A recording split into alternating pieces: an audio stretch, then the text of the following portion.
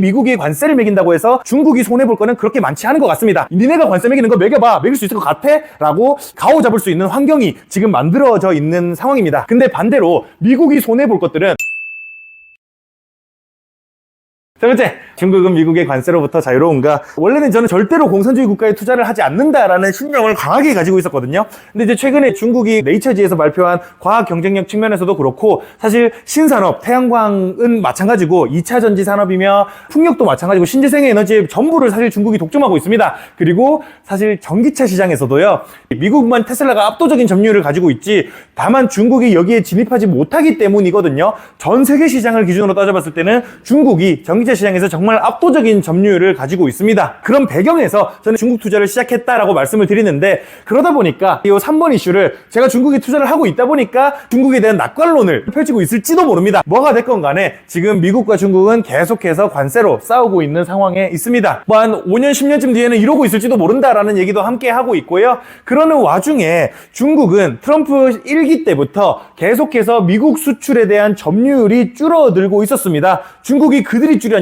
아니죠. 트럼프 행정부 1기 때부터 중국에 관세를 매기기 시작하면서 자연스럽게 미국으로 수입되는 중국의 물건들이 비중이 줄어들게 됐던 것들인 거죠. 한때 2017년 당시에는 미국 수입 중에 20%에 달하는 물건이 중국산이었다면 지금은 꽤나 많이 줄어가지고 고작 15%밖에 되지 않는다는 점에서 한번 생각을 해봐야 될 것 같습니다. 이게 또 시사하는 바가 뭐냐면, 이미 지난 7년 동안 미국으로부터 중국 물건을 수입하지 않는 것들을 대비해오고 있었다는 거죠. 대비라기보다는 이미 처맞고 있었다는 거죠. 그 처맞고 있음이 이미 일상이 되어버린 상황에 있습니다. 그런 상황 속에서 금액 기준입니다. 금액 기준으로 중국이 미국에 수출하는 금액은 지금 거의 요거보다 좀 더 줄었습니다. 2024년 기준으로 한 412빌리언 요쯤 됩니다. 400빌리언 조금 넘게 미국에 수출을 하고 있고요. 반대로 미국은 중국에 한 150빌리언 정도를 수출을 하고 있는 상황에 있습니다. 물론 이제 중국이 압도적으로 수출량이 늘어났던 건 맞지만, 그리고 최근에 줄어든 건 맞지만,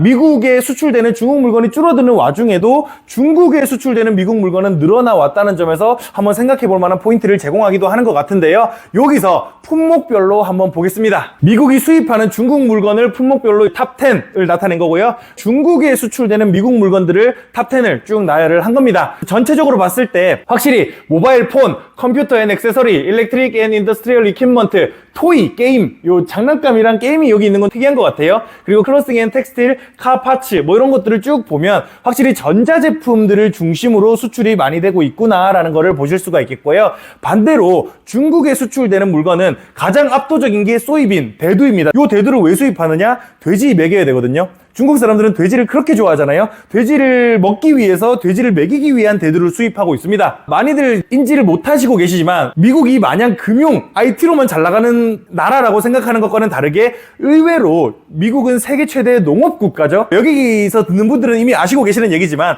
미국은 정말 많은 농산품들을 해외 각국으로 수출하고 있습니다. 그리고 대두는 그 엄청난 수출품 중에 하나이기도 하고요. 그리고 그 밑에 비행기, 약, 그리고 반도체 요 정도가 이제 미국이 중국에 많이 수출하고 있는 품목이다라고 얘기를 할 수가 있겠는데, 그런 와중에 재밌는 게 5년 전부터 미국은 이미 반도체도 H100 같은 거는 수출 못하게 했고요. H20 같은 별로 성능 안 좋은 것들만 수출하게 했습니다. 그래서 이제 요 세미컨덕터라고 적힌 것들도 다 성능이 별로 안 좋은 반도체들이었다는 거죠. 그런 관점에서 접근을 해봤을 때 중국이 미국으로부터 수입하는 것들은 중국이 만약에 관세를 높인다고 했을 때 과연 중국의 타격일까를 생각해보면 별로 타격되는 물건들이 없습니다. 대두 같은 경우야 남미에서도 정말 많이 기르거든요. 브라질에서도 대두를 정말 많이 기르기 때문에 남미에서 수입하면 그만입니다. 그리고 에어크래프트 같은 경우는 보잉이 아니면 에어버스가 있다 보니까 에어버스에서 수입하면 그만인 거고, 약도 마찬가지죠. 노보노디스크도 그렇고 우리나라에 또 혹시나 반사이익 받을지도 모릅니다. 우리 삼성 바이오로직스 아마 여기서 반사이익을 받을 수 있을지도 몰라요. 지켜봐야 될 것 같지만 어쨌든 그렇습니다. 그래서 유럽의 노보 노디스크도 마찬가지지만 수많은 제약회사들이 미국을 대체할 게 얼마든지 있다는 거죠. 그런 관점에서 접근을 해봤을 때 미국이 관세를 매긴다고 해서 중국이 손해볼 거는 그렇게 많지 않은 것 같습니다. 근데 반대로 미국이 손해볼 것들은 모바일 폰, 미국으로 판매되는 아이폰의 70% 정도가 중국에서 생산된대요. 그러면 미국에서 아이폰 사려면 원래 한 150만 원 주고 살 거를 이제는 300만 원 주고 사야 된다는 거죠. 미국이 정말로 중국산을 125%의 관세를 매기게 된다면 그런 관점에서 봤을 때 요 모바일 폰이며 컴퓨터며 일렉트릭 앤 인더스트리얼 이퀴먼트 요거는 만약에 관세를 매겼을 때 미국 소비자들 입장에서 큰 타격이 될 수밖에 없는 물건들이기도 합니다. 그런 와중에 또 한 가지 재밌는 게 뭐냐면요. 요 장난감 부분이에요. 장난감 부분. 휴대폰은 하나 살려면 200만 원이 넘잖아요. 그러다 보니까 하나하나만 팔려도 꽤나 금액이 커질 수밖에 없습니다. 근데 장난감 하나 사는데 싸게는 몇천 원이고 비싸봐야 몇만 원 아닙니까? 그런 장난감을 무려 30빌리언이나 중국으로부터 미국으로 팔렸습니다. 그러니까 그게 뭘 의미하냐면 정말 양으로는 어마어마한 양큼의 장난감을 미국에 팔고 있다라는 뜻이 되는 거고, 만약에 정말로 이 장난감에 관세가 매겨진다면 미국 장난감 가게는 이렇게 될 거다라는 이야기들을 하고 있습니다. 석기 시대로 돌아가서 돌로 만든 장난감을 써야 될 거다라는 이야기를 하는 거죠. 그런 와중에 또 이제 요거의 연장선상에 있을 수도 있는데, 메이크 아메리카 그레이트 어게인 요 모자가 대부분이 메이드 인 차이나라는 점입니다. 그래서 이 메이드 인 차이나의 마가 모자를 원래 50불에 사던 거를 100불에 사야 된다가 될 수 있다는 게 지금 미국 시장 참여자들, 소비자들의 생각이라는 거죠. 그러다 보니까 지금 미국 사람들은 사재기들을 정말 많이 하고 있습니다. 카드 사용액이 엄청나게 많이 늘고 있대요. 지금 미국의 카드 사용액이. 그래서 아마 이번 주인가 소매 판매 지표가 발표될 게 있습니다. 그 소매 판매 지표는 꽤나 높게 나올 가능성이 있다라는 점을 또 함께 말씀드릴 수 있을 것 같고요. 그런 와중에 이번에 4월 11일 날 발표한 상호관세 제외 품목들이 다 여기 안에 포함되어 있는 것들이라는 걸 생각해 봤을 때 중국은 딱히 타격받을 물건들이 별로 없습니다. 이미 미국은 중국을 엄청나게 5, 6년 전부터 공격을 하고 있었고, 그러다 보니까 중국은 어차피 이미 망했다는 거예요. 그래서 더 망할 길도 없기 때문에 여기 미국으로부터 수입하는 거 그냥 다각화하면 그만이야 라고 관세 매길 수 있는 거고, 니네가 관세 매기는 거 매겨봐, 매길 수 있을 것 같아? 라고 가오잡을 수 있는 환경이 지금 만들어져 있는 상황입니다. 그런 상황 속에서 이미 중국은 5년 전부터 처맞고 있었다 보니까 요거를 대비해서, 대비라기보다는 이미 맞았으니까 딴 데로 가는 거죠. 수출 다각화를 열심히 하고 있습니다. 물론 단일 국가로는 미국이 제일 최대 교역국이겠지만 가장 중요한 수출 파트너는 아세안과 EU로 미국보다 더 높아진 상황에 있습니다. 심지어 이것도 2023년 기준이었고요. 2024년에는 요 500빌리언이 400빌리언이 됐다 보니까 요게 훨씬 더 많이 늘어났다라고 보실 수가 있겠습니다. 요것도 놀랍다라는 생각이 많이 들었었는데요. 2000년 당시와 2024년 당시가 각 국가와 미국과 중국 중에 누가 더 큰 무역 파트너인가를 비교한 데이터입니다. 2000년 당시만 해도 그냥 아시아 몇 개 국가나 아프리카 몇 개 국가를 제외하고는 가장 큰 교역국이 미국이었던 거에 반해서 24년 들어서는 북중미와 유럽을 제외하고는 전부가 중국과 가장 큰 교역을 하고 있는 국가라는 점에 비추어 봤을 때 미국의 중국에 대한 관세가 과연 트럼프가 원하는 것만큼 먹힐지는 비관적으로 바라볼 수밖에 없는 상황이다라고 말씀을 드릴 수가 있는 것 같습니다. 그러는 와중에 사실 미국도 중국도 그 부분에 대해서 미국의 소비자들은 힘들 겁니다. 왜냐면 장난감을 살 수가 없을 거니까요. 아이폰도 비싸게 살 수밖에 없을 테니까요. 그래서 소비자들은 힘들겠지만 국가적 단위로 따져봤을 때는 별로 상관이 없다는 거예요. 무역 수출 의존도를 보면요, 미국과 중국 둘 다 고작 10%에 머무르고 있습니다. 그런 관점에서 접근을 해봤을 때 트럼프의 관세나 이런 부분을 정말 걱정해야 되는 거는 우리나라라는 거죠.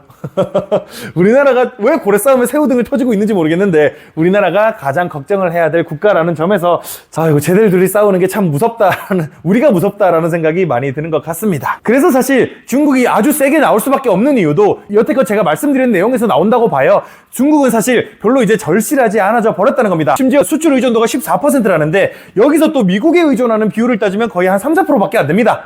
확실히 미국향 수출이 정말 많이 줄어들었다 보니까 이제는 더 이상 중국이 우리가 깨갱할 이유가 없다의 입장으로 나오는 것 자체는 충분히 이해할 수 있다 정도의 표현이 되는 것 같습니다. 미국 외에도 다른 교역국이 꽤나 많이 생겼다 보니까요. 그래서 중국이 그렇게 세게 나오는구나 라고 이해를 하시면 될 것 같고, 실제로 제가 좀 놀랐던 게 마오닝이라는 사람이 중국 외교부 대변인입니다. 요 대변인이 중국의 SNS가 웨이보가 있잖아요. 굳이 웨이보가 아니라 트위터, 그러니까 X에다가 요거를 올렸거든요. 요 영상을 올렸는데 요 영상이 뭐냐면요, 마오쩌둥이 1953년 2월 7일에 연설을 한 내용입니다. 요 연설 내용이 한국전쟁 한참 할 때였는데 마오쩌둥이 우리 항복하지 않는다 라는 얘기를, 연설을 하는 거를 굳이 영상을 이렇게 올렸다는 거죠. 영상 한번 보겠습니다. 전쟁이 얼마나 길게 갈지 우리는 모른다. 우린 결정권이 없다라고 이야기를 합니다. 그래서 트루만이 결정권이 있을 거고 아이젠하워가 결정권이 있을 거고, 그리고 그 다음 미국 대통령이 결정권이 있을 거다. 전쟁이 얼마나 오래 갈지 모르겠지만 우리 항복하지 않는다 라고 이야기를 합니다. 그리고 우린 계속 싸울 거고 우리는 승리할 거다라고도 이야기를 했었습니다. 이 마오닝 외교부 대변인이 53년에 마오쩌둥이 우린 지지 않을 거다. 전쟁을 우리가 끝내진 않지만 니네가 끝낼 때까지 우리는 전쟁 계속 할 거다라고 얘기했다는 영상을 올렸다는 점에서 참 중국은 이제 물러설 생각이 없구나. 이제 얘네는 정말 갈 때까지 갔구나라고 생각을 해볼 수가 있을 것 같습니다. 그래서 트럼프가 중국도 벌벌 기겠지라고 생각을 했는데 아마 생각보다 기지 않네라는 점에서 조금 놀랐을 가능성은 있는 것 같습니다. 트럼프가 뭐 중국의 전화를 기다리겠다 뭐 이런 뉘앙스의 얘기를 했다는 것도 뭐 언론에 올라오고 그러고 있잖아요. 그런 관점에서 봤을 때 트럼프는 약간 자존심을 구기게 되는 이슈가 앞으로도 중국과 미국 간에 발생을 할 수 있을 것 같다라는 생각이 좀 들고 있고요. 정리를 드리자면요. 미국과 중국은 상호 관세의 보복과 재보복을 반복하고 서로 100%에 달하는 관세를 부과할 정도로 계속해서 이어가고 있습니다. 중국은 미국발 수입에 이 이상의 관세는 의미 자체가 없다며 125에서 더 이상 올리진 않겠다고 선언을 했습니다. 미국의 중국산 수입 비중은 지속적으로 축소해왔고 심지어 수입하는 품목 대부분은 상호관세 면세 대상이 되고 있습니다.